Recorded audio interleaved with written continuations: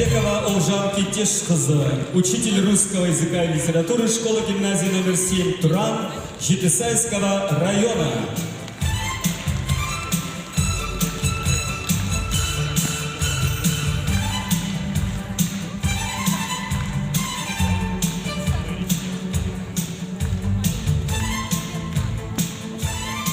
Келесі кезекте Рүстемова Айгүл Мамасейіт қызы Сайрам ауданы нөмірі 49-шы Шоқан Уәлиханов атындағы жалпы орта мектебінің география және тарих пәндерінің мұғалімі.